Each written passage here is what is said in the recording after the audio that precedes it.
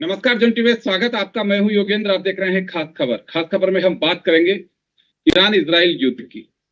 लगातार युद्ध और उसके बाद में एक उम्मीद की जाती है कि शायद इस सप्ताह कुछ रास्ता निकलेगा, लेकिन अभी दिखाई नहीं दे रहा। हाँ, ये बात तय है कि इसमें जो जल्दबाजी बताई जा रही है ट्रंप साहब की, उनके लिए भी कहा जाता है कि इंटरनली वो काफी घिरे हुए हैं और रास्ता दिखाई नहीं दे रहा। हालांकि उनकी बातों से, उनके हमलों से तो ये बात मीडिया रिपोर्ट्स हो सकती हैं, ऐसा लगता नहीं है।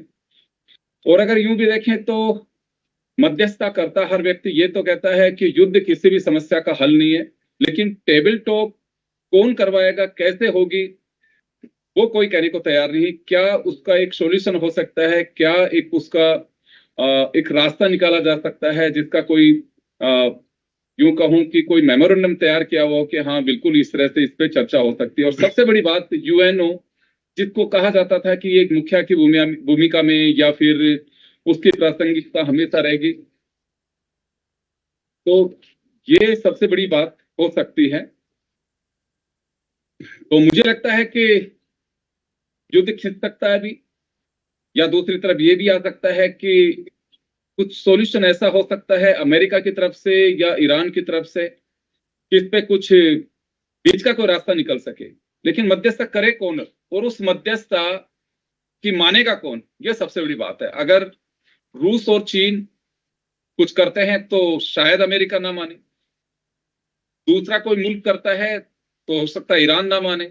खैर, अब तक कि कहां तक पहुंचे और क्या इसकी स्थिति बन सकती है और आगे क्या संभावनाएं दिखाई दे सकती हैं, हमारे साथ लगातार जिस दिन युद्ध हुआ उसी दिन से हमारे पैनलिस्ट हमारे साथ लगातार जुड़ रहे हैं। गौरीशंकर गुप्ता साहब हैं, करोड़ी सिंह साहब हैं और लेफ्टिनेंट जनरल कटेवा साहब हैं। सभी का स्वागत है। मैं सबसे पहले मैं आज करोड़ी सिंह साहब का रुख करना चाहूंगा, क्योंकि ये इस वजह से रियाद से अभी लौटे हैं और वहां की जिस दिन में वो जुड़ रहे थे तो पहले दिन जैसे जुड़े, कई लोगों ने कहा कि यूएस बेस को अटैक किया है और लेकिन उन्होंने कहा था कि रियाद में पूरी तरह से शांति, लेकिन अब रियाद भी शांत नहीं है। हर खाड़ी देश अब कहीं ना कहीं उस युद्ध की जद में है, तो इसी को लेकर के हम चर्चा करेंगे। तो सर, अभी क्या पोजीशन है, क्या कुछ रिजल्ट पे पहुंचा जा सकता है? देखिए योगेंद्र जी, अभी आज ही कुछ देर पहले भी एक सूचना आई थी कि कोची से एक हवाई जहाज दुबई जा रहा था और दुबई एयरपोर्ट के पास कोई ड्रोन अटैक हुआ, उससे एयरपोर्ट के पास आग लग गई तो वो वापस कोची आ गया है। इसका अर्थ है कि हालात तो अभी बिगड़े हुए हैं, ठीक नहीं हैं। अब देखिए इस पूरे हालात में हम देखें तो इजराइल क्या चाहता था, ईरान क्या चाहता था, अमेरिका क्या चाहता था, क्या उनको वो हासिल हो रहा है? इजराइल ये चाहता था कि अमेरिका को इस युद्ध में इन्वॉल्व किया जाए, और अमेरिका अगर इन्वॉल्व हो जाएगा तो दूसरे देश हैं जो मित्र राष्ट्र हैं अमेरिका के, नेटो के सदस्य हैं, वो भी इन्वॉल्व ऑटोमेटिक हो जाते हैं। ये इजराइल चाहता था, उसमें इजराइल सक्सेसफुल रहा है। ईरान ये चाहता था कि अगर युद्ध होता है तो इसको हम रीजनल कलर दें और अल्टीमेटली एक सभ्यता युद्ध के रूप में रखें, ये तीन देशों के बीच का युद्ध न हो। तो इजराइल और ईरान दोनों को अपने उद्देश्य में कुछ सफलता मिल गई है या मिल रही है। अमेरिका क्या चाहता था? अमेरिका देखिए, एक तो जो इजराइल और अमेरिका के रिश्ते हैं, स्पेशल रिलेशनशिप हैं, वो इजराइल को कमजोर होता मिडिल ईस्ट में नहीं देखना चाहता। वो चाहता था कि इजराइल का डोमिनेशन इस क्षेत्र में रहे। वो गाजा का जो पीस प्लान था, बोर्ड ऑफ पीस बनाया, उसमें भी और पहले भी अमेरिका निरंतर रूप से इजराइल के साथ मजबूती से खड़ा रहा। लेकिन अमेरिका का इसमें कुछ ब्रॉडर ग्लोबल उद्देश्य थे और उनमें एक भी उद्देश्य पूरा नहीं हो रहा है। एक उद्देश्य तो ये था कि वो ये चाहते थे कि रूस और चीन के जितने दोस्त हैं उनको हटा दिया जाए, रूस और चीन से उनको कमजोर कर दिया जाए कि वो रूस और चीन की कोई मजबूती के साथ खड़े नहीं हो। क्योंकि कई बार हम कहते हैं चीन और अमेरिका के बीच में कोई द्वंद्व है या दोनों एक दूसरे को कंटेन करना चाहते हैं, लेकिन अमेरिका और चीन दोनों की नीति में एक समानता है, कन्फ्रंटेशन अवर्जन की नीति है। दोनों कन्फ्रंटेशन में नहीं आना चाहते डायरेक्ट, लेकिन ईरान के मामले में इनडायरेक्ट जो कंटेनमेंट की स्थिति है वो बिल्कुल स्पष्ट हो गई है, वेनेजुएला में नहीं हुई है। और अमेरिका ये दूसरा जो सबसे बड़ा है, जो हम मीडिया में बहुत कम बात करते हैं, वो डॉलर का मामला है। देखिए, डॉलर 1944 में एक दुनिया की सब करेंसी डॉलर से टैग हो गई थी और डॉलर का डोमिनेशन चल रहा था और गोल्ड स्टैंडर्ड उसके पीछे था डॉलर के। 71 में निक्सन ने गोल्ड स्टैंडर्ड से हटा के डॉलर को ही स्टैंडर्ड बना लिया। फिर एक चुनौती आई कि गोल्ड स्टैंडर्ड नहीं है तो डॉलर के लिए खतरा हो सकता है। तो 1974 में उन्होंने सऊदी अरब से एक पैक्ट करके पेट्रो डॉलर का कंसेप्ट लाए थे वो। और पेट्रो डॉलर का ये होगा कि दुनिया में कोई भी पेट्रोल खरीदेगा तो वो केवल डॉलर में खरीदेगा, किसी करेंसी में नहीं खरीदेगा। और उस सऊदी अरब का जो था समझौता, उसको करीब करीब दुनिया के जो पेट्रोलियम प्रोड्यूसिंग कंट्री सबने एक्सेप्ट कर लिया था।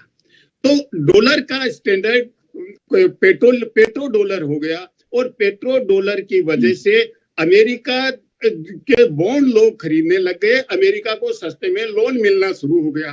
तो वो डॉलर का डोमिनेशन जब ब्रिक्स बना तो खत्म होने लगा धीरे धीरे। आज से लगभग 10 साल पहले डॉलर 70% से ऊपर रिजर्व करेंसी होती थी, अब 57% आ गई। और अब जो स्थिति बनी है ईरान और अमेरिका में, क्योंकि ईरान ने ये कह दिया था कि हम डॉलर में व्यापार नहीं करेंगे क्योंकि सैंक्शन लगा रखे थे। अब जो स्थिति बनी, अब ईरान ने ये कह दिया कि जो हुर्मुज स्टेट्स है उसमें जो युआन में तेल खरीदेंगे उनको तो हम जाने देंगे और डॉलर में तेल खरीदेंगे उनको नहीं जाने देंगे। तो ये और खतरा हो गया कि डॉलर फिर से कमजोर हो रही है, युआन की मजबूत होने की संभावना बन गई। तो जो अमेरिका चाहता था कि ईरान को कमजोर करके डॉलर के डोमिनेशन को हम बनाए रखेंगे, एक तरफ तो ब्रिक्स से चुनौती मिल ही रही थी, अब वो दूसरी चुनौती थी, वो भी और मजबूत होती जा रही है कमजोर होने की वजह से। तो अमेरिका को अभी जीत की कोई संभावना नहीं लग रही है, इसलिए वो सवाल मेरा ये है, मेरा सवाल ये है कि कुछ दिन पहले तक ईरान केवल यूएस बेस जो थे गल्फ के उनको निशाना बना रहा था, कह भी रहा था कि आबादी को हम निशाना नहीं बनाएंगे। लेकिन हम जब बात करें उसके कुछ घंटे पहले ही दुबई एयरपोर्ट पे जैसे ड्रोन आकर के गिरा, कई जगह भी एयर जो ट्रैफिक है उसको उन्होंने बंद करवा दिया है कि नहीं होगा, क्योंकि कोई भी रिस्क लेना नहीं चाहेगा। तो मेरा सवाल सिर्फ इतना सा है कि क्या अभी लगता है कि तुरंत कहीं पे किसी डिसीजन पे हम पहुंच सकते हैं? देखिए योगेंद्र जी, मुझे नहीं लगता कि तत्काल कोई डिसीजन होगा जी। और ये ड्रोन के जो अटैक वगैरह हो रहे हैं कि ऐसा युद्ध की स्थिति होती है ना, उसमें कोवर्ट ऑपरेशन होते हैं, फॉल्स फ्लैग ऑपरेशन होते हैं, क्योंकि मिडिल ईस्ट के जितने कंट्री हैं या वेस्ट एशिया के जो कंट्री हैं वो ईरान के अगेंस्ट में लड़ने के लिए तैयार नहीं हुए। अमेरिका के दबाव के बाद भी वो ईरान से लड़ने को तैयार नहीं है। तो जैसे टर्की पे जो किया था अटैक, उसके बारे में तो बहुत सी रिपोर्ट आ चुकी हैं कि वो अमेरिका और इजराइल ने टर्की पे किया था ईरान का नाम लेके। और इसी तरह जो साइप्रस में हुआ था, जहां ब्रिटिश अड्डे हैं, वहां भी इन्होंने ही करवाया था। तो इसी तरह से जो फॉल्स फ्लैग या कोवर्ट ऑपरेशंस होते हैं, उनमें सिंह साहब ज्यादा अच्छी तरह से जानते हैं, तो वो सब होते रहते हैं। तो आपका कहना है कि अभी कहना तुरंत कि कोई ईरान राहत ने की किया उम्मीद है। हमें, आपका कहना है कि तुरंत राहत की उम्मीद नहीं करनी चाहिए। चलिए मैं गुप्ता साहब का रुख करना चाहूंगा।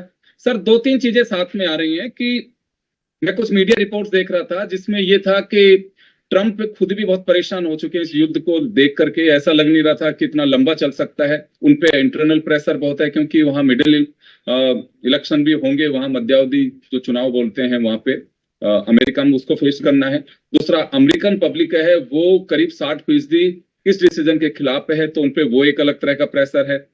दूसरा, इजराइल पे भी प्रेशर है। आपको लगता है कि इन तमाम चीजों के बीच कोई मध्यस्थता कर सकता है? और अगर मध्यस्थता, क्योंकि मैंने पहले भी कहा कि रसिया या चाइना या ब्रिटेन कोई करता है, तो इनमें से कोई मानेगा इनकी बात?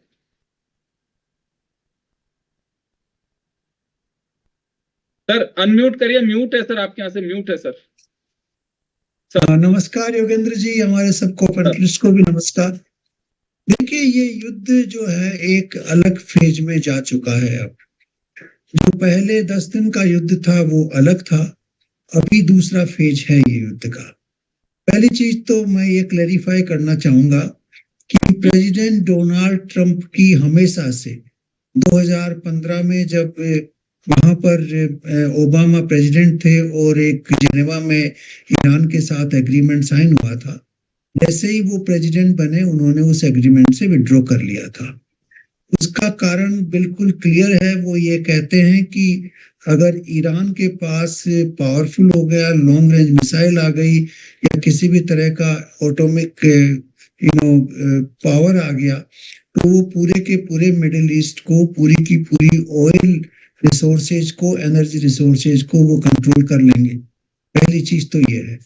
दूसरा, आप जानते हैं डोनाल्ड ट्रंप और सऊदी अरेबिया के बीच में बड़े अच्छे रिश्ते हैं। वो पहला विजिट वहीं करते हैं। तो सऊदी अरेबिया और ईरान के बीच में आप जानते हैं शिया सुन्नी कॉन्फ्लिक्ट है और रिलीजियस प्लेसेज को लेके भी कॉन्फ्लिक्ट है। सऊदी अरेबिया बिल्कुल नहीं चाहता कि ईरान का प्रभुत्व ज्यादा बढ़े इस रीजन में, और वो जीसीसी कंट्रीज का मालिक सऊदी अरेबिया रहना चाहता है। जो होली प्लेसेज है उनका मालिक सऊदी अरेबिया रहना चाहता है। ये इंटरनल पॉलिटिक्स है। आप इजराइल को तो जानते ही हैं, उनको एग्जिस्टेंशियल थ्रेट है। तो इन तीन कारणों को लेकर डोनाल्ड ट्रंप ने मेरे ख्याल से इजराइल को सपोर्ट किया और कहा कि किसी भी तरह से ईरान को वीक करना है और इस पोजीशन में पहुंचाना है कि उनकी न्यूक्लियर पावर तो बिल्कुल खत्म हो जाए, उनकी लॉन्ग रेंज मिसाइल्स वगैरह की जो कैपेसिटी है वो इतनी पुरानी हो जाए कि कई वर्षों तक वो वापस उठ नहीं पाए।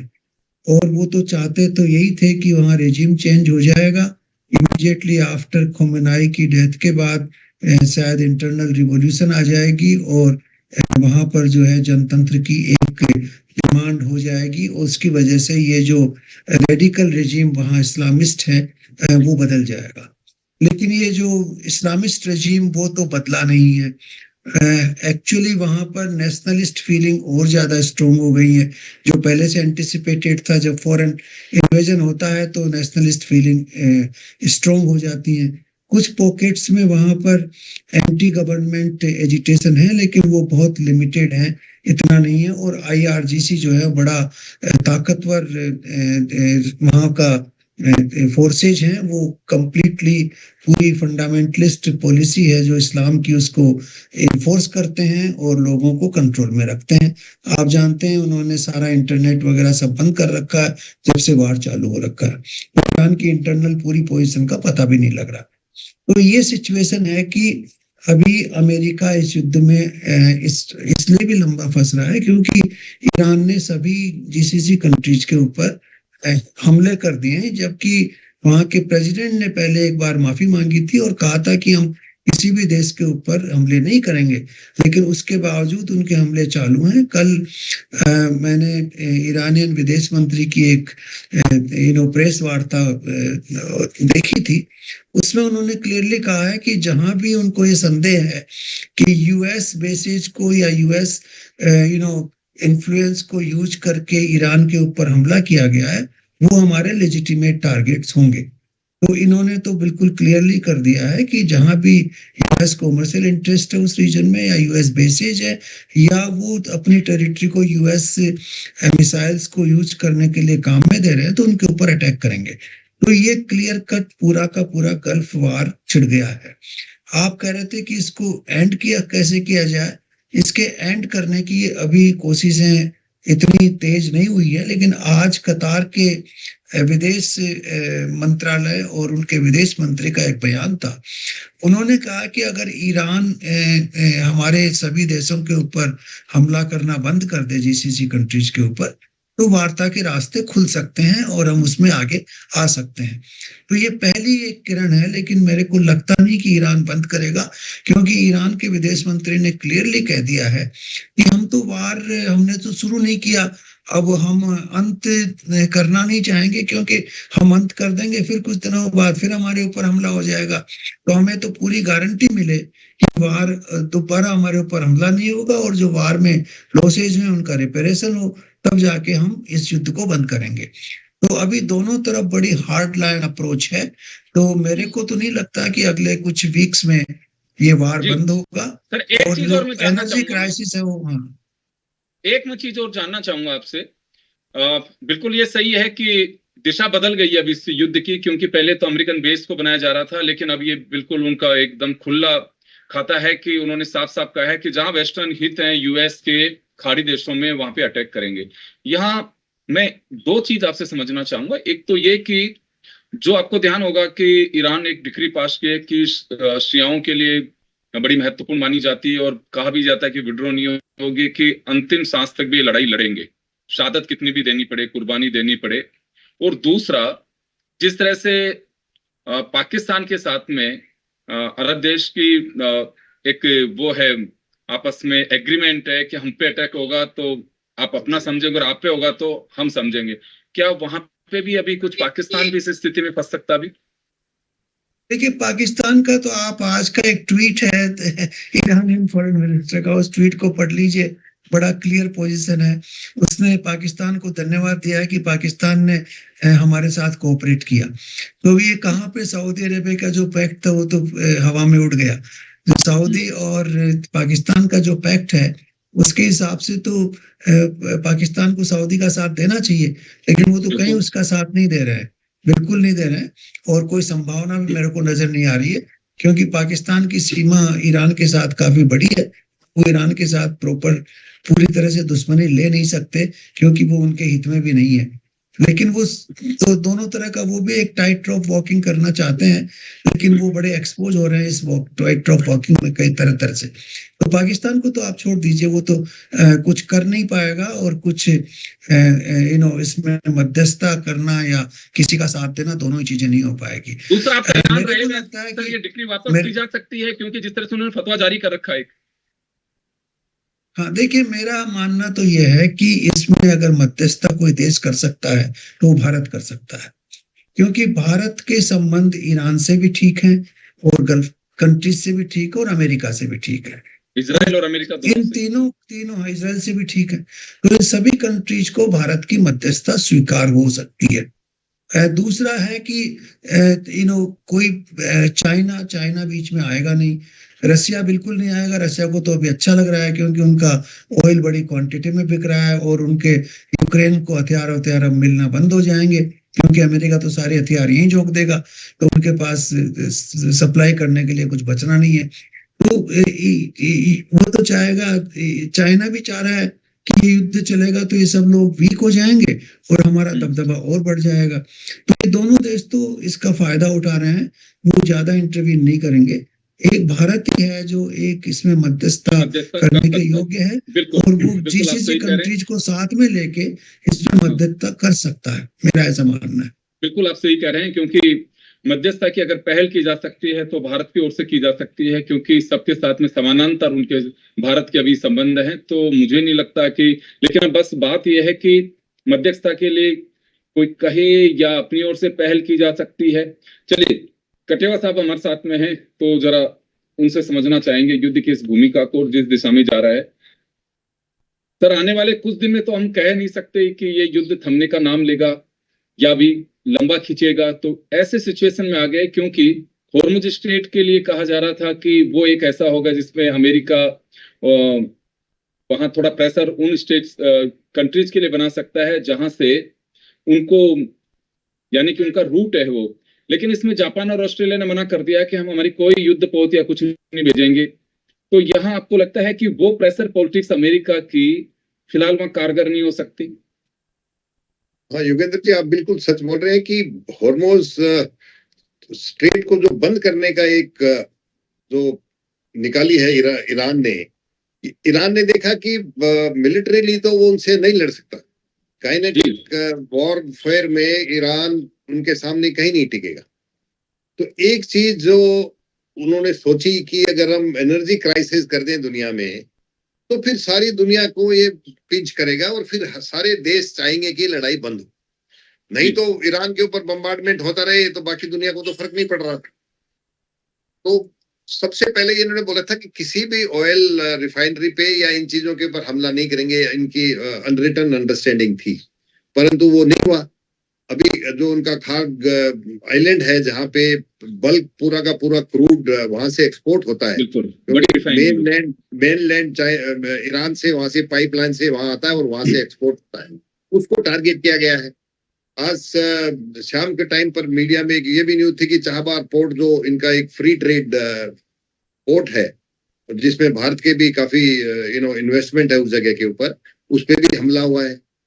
तो अभी दिनों दिन लग रहा है ऐसा कि ये जो क्राइसिस है ऑयल का, ये बढ़ेगा। और अगर क्रूड की प्राइस अगर $150 पहुंच गई या तो फिर दुनिया का दुनिया का, चाइना का, जापान का, ऑस्ट्रेलिया का, सबका प्रेशर अमेरिका पे आएगा कि ये लड़ाई रोकी जाए। एक चीज और ईरान ने जो स्ट्रेटेजी चलाई कि इससे पहले जो गल्फ कंट्रीज थे उसके ऊपर जो जहां जहां अमेरिकन बेसिस थे, वो अमेरिकन बेसिस ऐसे इनको प्रोजेक्ट किए गए थे कि ये अमेरिका आपका सेवियर है, आपका यहाँ पर सिर्फ इनकी बेस ही नहीं है, ये आपका डिफेंस का एक बहुत बड़ा मजबूत साधन है। और उनको लगता था कि आपके ऊपर कोई हमला नहीं करेगा क्योंकि आपके अमेरिकन बेसिस यहाँ है। 2002 में सद्दाम हुसैन के समय ये आखिरी बार थे जब गल्फ कंट्रीज में अमेरिकन बेसिस को टारगेट किया गया था। और इवन ट्रंप ने खुद ने बोला है कि I am surprise that Iran has attacked the gulf countries. तो ये एक इसकी मिस कैलकुलेशन अमेरिका की होगी। और इसके कारण एक चीज और है कि गल्फ कंट्रीज अब ये चाहते हैं कि लड़ाई बंद हो, और ये कि हमारी उनकी बेसिस अमेरिका की बेसिस हैं, उनको रोक पाएंगे और उनको डिफेंस दे पाएंगे। वो जो एक मिसनोमर था वो भी उनको पता चल गया कि अगर हर जगह के ऊपर हमला करने लग गया ईरान, तो अमेरिका कहाँ कहाँ आपको बचाएगा। वो तो खुद उनके एम्बेसी पे हमला हो रहा है। अगर अमेरिकन एम्बेसी पे हमला हो रहा है सऊदी अरेबिया में, तो कहाँ कैसे उनको विश्वास होगा कि उनकी वो बचत कर पाएंगे। दूसरा, जैसा कि आपने बताया, हॉर्मुज स्ट्रेट को खोलने के लिए ट्रंप साहब ने ये अपील की थी नाटो कंट्रीज से भी, और अपने फ्रेंडली जापान और ऑस्ट्रेलिया, इनसे, चाइना, इनसे भी अपील की थी कि अपनी वॉरशिप भेजिए, और वॉरशिप से आके जो वहां की नेवी है ये एक तरह का उसको प्रोटेक्शन देगी, मैरीटाइम प्रोटेक्शन। और ये सारा का सारा जो स्ट्रेट बंद है यहाँ से तेल क्रूड चलना शुरू हो जाएगा। ऑस्ट्रेलिया ने मना कर दिया, जापान ने मना कर दिया, और आज शाम के टाइम नाटो की तरफ से भी कोई सपोर्ट नहीं आया है कि हम अपने फिजिकली अपने ट्रूप्स यहाँ कमिट करेंगे। एक चीज है जो ईरान और अमेरिका के दोनों के एम अलग अलग हो गए हैं। अब इजराइल चाहता है, इजराइल का एम अलग हो गया, अमेरिका का एम अलग हो गया। इजराइल अभी ईरान से में थोड़ा कम स्ट्राइक कर रहा है, लेबनान में हिजबुल्लाह को कमर तोड़ने में लगा हुआ है। और आज ये भी खबर आई थी कि वो ग्राउंड फोर्सेस कमिट करेगा, जैसे उसने हमास को बिल्कुल खत्म करने की कोशिश की थी, वही वो इस लड़ाई के चलते चलते अभी ग्राउंड फोर्सेस कमिट किए हैं जिस नॉर्दर्न लेबनान में, और जिससे कि सदर्न इजराइल के जो बॉर्डर्स हैं वो सेफ हो जाए। तो वो उधर ज्यादा चल रहा है और उसका ज्यादा कोई मीडिया में भी कवरेज नहीं आ रहा है। तो हिजबुल्लाह और अभी जो हौतीज थे, जो तीसरी एक जो फोर्स है जो कि नॉन स्टेट एक्टर्स बोल लो आप, जिसको ईरान सपोर्ट करता रहा है इजराइल और अमेरिका के खिलाफ, वो अभी शांत है। अगर उन्होंने भी रेड सी उसमें करना शुरू कर दिया रेड सी में, तो वो उधर से जो तेल आ रहा है सुएज कनाल से इधर से आता मेडिटेरेनियन को, उसको अगर वो रोक दिया तो फिर और ज्यादा प्रॉब्लम हो जाएगी। तो इस हिसाब से ईरान मार खा रहा है, ईरान के जो डिफेंसेस थे वो खत्म हो गए, परंतु उसके बावजूद भी गल्फ कंट्रीज सिर्फ अपना डिफेंस ले रही है। जो ड्रोन्स आ रहे हैं उन्हें डिस्ट्रॉय कर रही हैं, जो मिसाइल्स आ रहे हैं उसे डिस्ट्रॉय कर रहे हैं। कोई भी ऑफेंसिव इन गल्फ कंट्रीज का, जैसे किरोड़ी सिंह जी ने भी बताया कि अभी तक किसी भी गल्फ कंट्रीज ने ऑफेंसिव एक्शन ईरान के खिलाफ नहीं लिया है। इतना उनको मतलब वो सिर्फ है कि उनके वहां क्या लगता है सर, अब क्या लगता है, क्योंकि अब तो अटैक भी कर रहा है ईरान भी, और ईरान अटैक कर रहा है, ईरान अटैक कर रहा है, पर गल्फ कंट्रीज हैं, गल्फ कंट्रीज में जितना सऊदी अरेबिया, ना ओमान, ना ये दूसरी छोटी कंट्रीज हैं कतार, ये किसी ने भी हमला नहीं बोला है। इन्होंने नहीं यहाँ से ड्रोन फायर किए। एक सिर्फ उन्होंने बोला है कि ईरान के जो फॉरेन मिनिस्टर और डिफेंस मिनिस्टर ने बोला कि उनको पूरा विश्वास है कि जो अमेरिका के बॉम्बर्स आ रहे हैं, जो अमेरिका के एयरक्राफ्ट आ रहे हैं, जो वहां प्रिसीजन बॉम्बिंग कर रहे हैं, वो उन बेसिस से टेक ऑफ कर रहे हैं, सऊदी अरेबिया की या यूएई से टेक ऑफ कर रहे हैं। तो ये एक है। जो कतार जैसे बताया था कि वो कतार है एक ऐसा देश है जो न्यूट्रल था, उसके भी उन्होंने शुरू, वहां तो उनकी टॉक्स चल रही थी, वहां भी उन्होंने हमला कर दिया। तो ये तीतर करके ये चाहते हैं कि अमेरिका, छोटा सा सवाल, समय कम है, एक छोटा सा सवाल और होगा सर मेरा आपसे यहाँ पे, क्या लगता है आपको कि ईद के बाद थोड़ी युद्ध की स्थिति और बदल सकती है? देखिए, अगर इनकी जो स्ट्रेटेजी आज जैसी नजर आ रही है, और बाकी दो पैनलिस्ट ने भी कितना डिटेल में बोला है कि युद्ध के ऊपर आप कुछ नहीं बोल सकते कि किधर किस डायरेक्शन में जाएगा। अभी कितना नुकसान ईरान में हुआ है, क्योंकि वह 17 दिन से इंटरनेट बंद है, तो वहां पर क्या हालात है ये भी पता नहीं है। अमेरिका ने कोशिश बहुत की पहले कि एक प्रोटेस्ट की अपराइजिंग करी जाए, जैसे उन्होंने नेपाल और बांग्लादेश में किया था कि लोग भड़क जाएं और सरकार खुद ही अपना स्थान छोड़ करके उनको मौका दे दे, वो हुआ नहीं। तो ये भी एक मिसकैलकुलेशन थी। तो ये चीजें हैं कि लॉन्ग ड्रॉन जो स्ट्रेटेजीज होती हैं, वो एक सडनली आप उसको लड़ाई में कन्वर्ट कर दोगे तो इतनी जल्दी उसका फैसला नहीं आ सकता। बिल्कुल आप सही कह रहे हो। और दूसरा, अभी जैसे नेट बंद है, वहां से अभी तक भी कोई मीडिया रिपोर्ट्स भी इतनी नहीं आ रही, वहां से कुछ जारी हो रहा है, वही सब चीजें मिल रही है। एक दिन पहले यानी कि रविवार को ये भी लोगों ने चला दिया कि मॉस्को चले गए और सेफ उसमें हाउस में है जो वहाँ के सुप्रीम लीडर हैं अभी खamenei के जो बेटे हैं वो, लेकिन ऐसा भी कुछ नहीं है। दूसरा, किसी ने ये भी चलाया कि अब दोनों के बीच, ट्रंप साहब के तो अपने बयान रोज आ ही रहे हैं कि वहां कुछ भी नहीं बचा, ऐसा सब कुछ तबाही की ओर है, लेकिन फिर मिसाइल अटैक होता है और सैकड़ों की संख्या में मिसाइल एक साथ फायर होते हैं। तो ये बात आप सही कह रहे हैं कि अभी कहना बहुत जल्दबाजी होगा, कुछ भी एक योगेंद्र जी, एक बात जो मैं आपको अभी जिस चीज को टच करना चाहूंगा, वो उनके पास यूरेनियम की, एनरिच यूरेनियम की उनके पास 400 केजी के करीब अभी भी उनके पास, बोले आधा तो डिस्ट्रॉय कर दिया, आधा उनके पास है। तो वो उन्होंने, मैं पढ़ रहा था कि वो उसको माउंटेन के, जहां ग्रेनाइट के माउंटेन्स हैं उसके नीचे ले गए, और इनके पास जो सबसे पोटेंट बॉम्ब है, जो बोलते हैं कि तकरीबन 60 फीट के, जो कंक्रीट के 60 फीट के, अगर 60 फीट की कंक्रीट की बेड तो उसको डिस्ट्रॉय कर देगा। धरती के अंदर 200 फीट के अंदर जाके उसको इफेक्टिव हो सकता है, वो भी वहां तक नहीं पहुंच पाएंगे। तो अगर उसको डिस्ट्रॉय करना है या उसको कंट्रोल में लेना है, तो उन्हें ग्राउंड फोर्सेस कमिट करने पड़ेंगे, या तो अपने कमांडोज या स्पेशल फोर्सेस कमिट करने पड़ेंगे।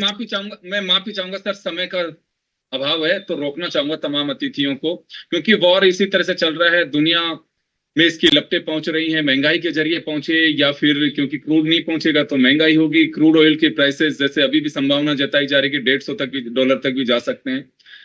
और फिलहाल युद्ध रुकेगा ये भी कोई नहीं कह सकता है, क्योंकि इसकी अपनी दिशाएं बदल रही हैं। हाँ, लेकिन इतना जरूर है कि कुछ पोजीशन ऐसी बनती है कि जिसमें आपस में कुछ चर्चा के लिए कोई मध्यस्थता करे। और ये बात बड़ी है कि भारत के साथ सभी के अच्छे संबंध हैं, वो एक पहल हो सकती है। लेकिन पहल के साथ में ये भी मानना सबसे बड़ी बात होगी कि पहल कहां से, किसके स्तर पर कैसे की जाए। ये बात सही है कि डायलॉग जारी है भारत का उनके जो भी विदेश मंत्री के साथ में या राजदूत के साथ में, क्योंकि हॉर्मुज स्ट्रेट से भी हमें जो सफलता मिली है वो एक डायलॉग का ही एक, मैं कहूंगा कि उसका परिणाम कहा जा सकता है।